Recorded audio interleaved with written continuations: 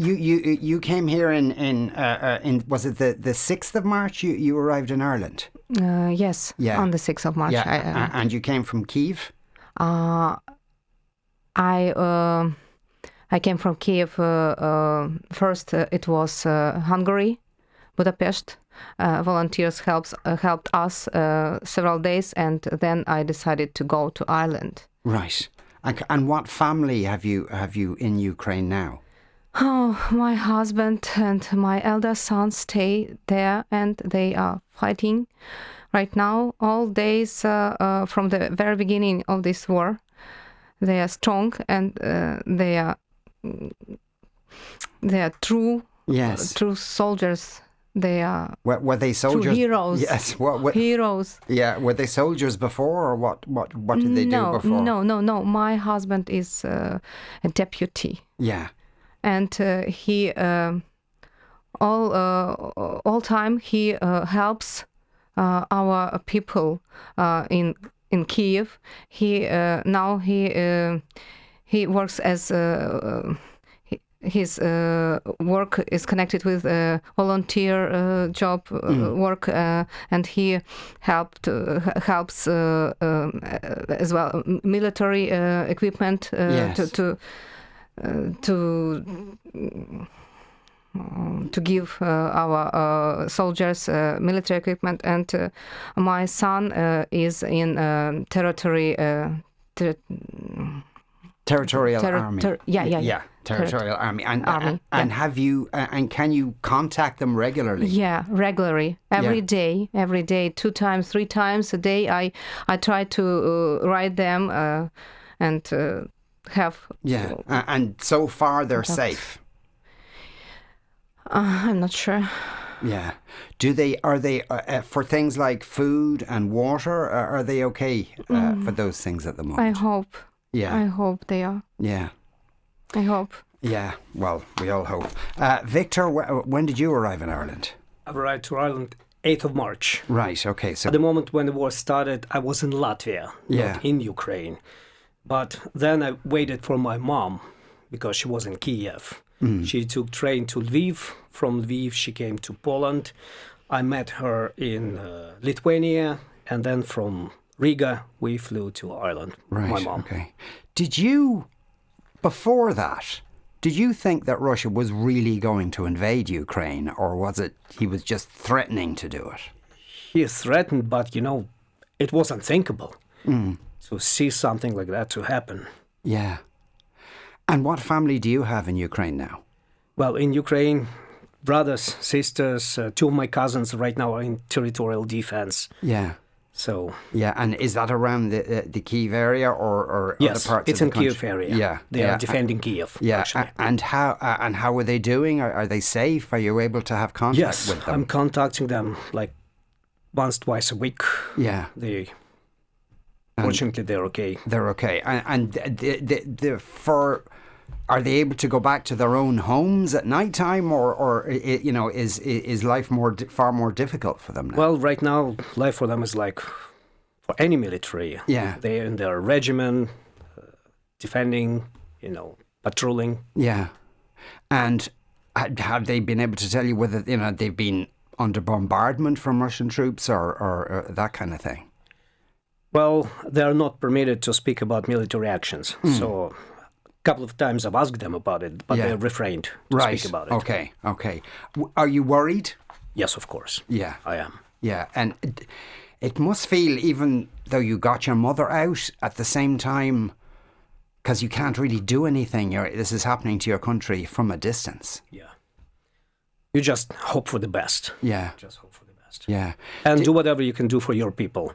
For example, right now, as a professional interpreter, I have helped refugees as a volunteer translator to get acquainted with officials, translating documents, helping them in social services, medical. So do whatever I can for my people. Yeah, and and of course you were translating today in the Dáil.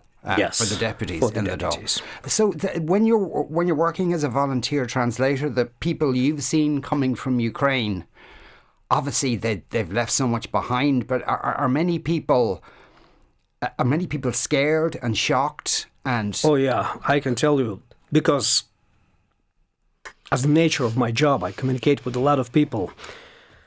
I do hear a lot of stories,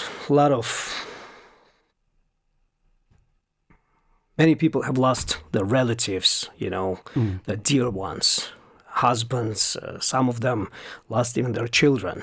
And it's very difficult to listen to all these stories. You have to put it through yourself, yeah, keep yourself yeah, strong. that must be extremely difficult to do. It is. Extremely difficult to do. Olena, your home in Kyiv, do you know, is it still there? Is it still intact? Yes. Yeah. It's okay. Yeah. It's still. What can the other outside world do more of to help Ukraine, do you think?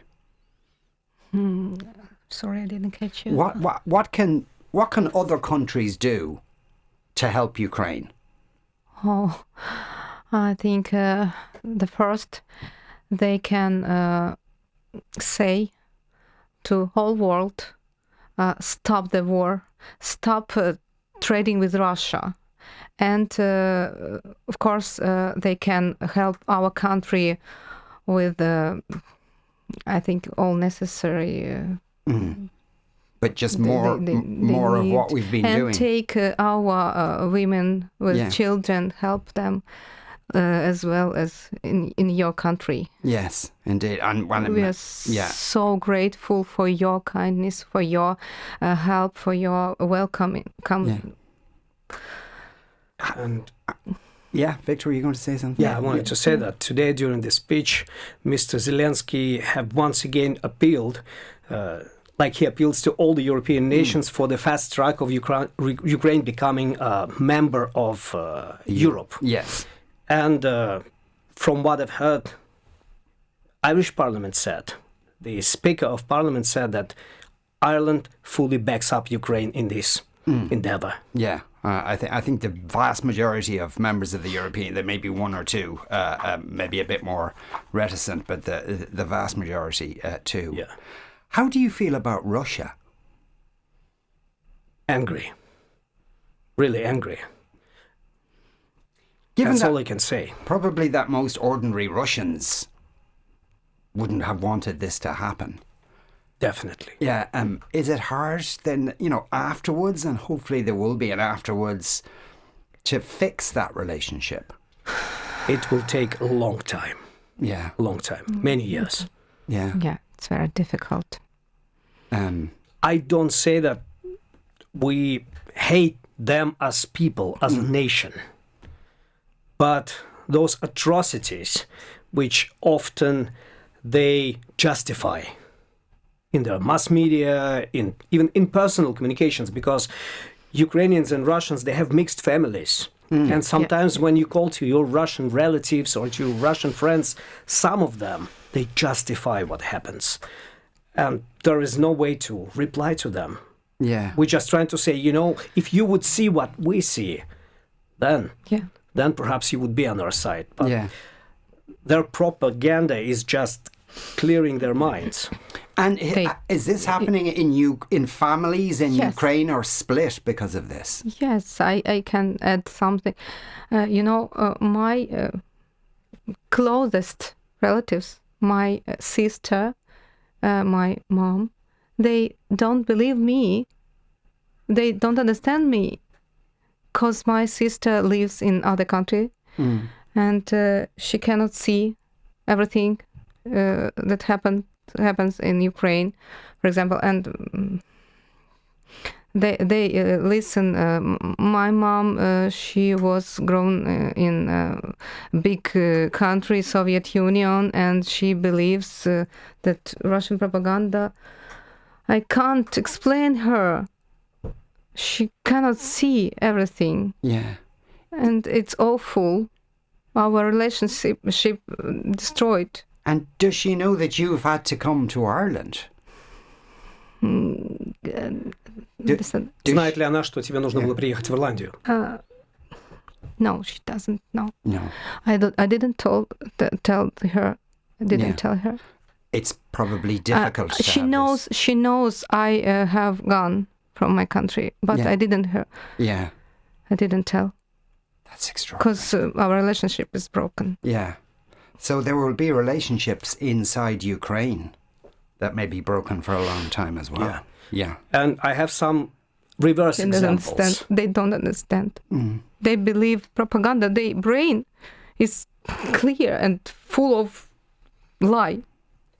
And I have reverse example. I have a colleague who is also interpreter in Russia.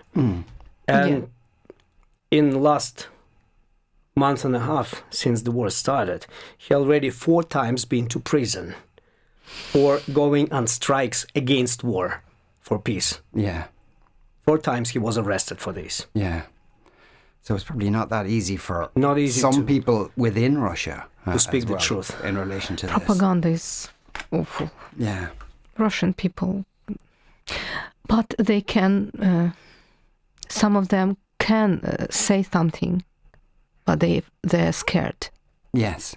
Yeah. And those who do speak up, they're getting arrested. Yeah. They're scared.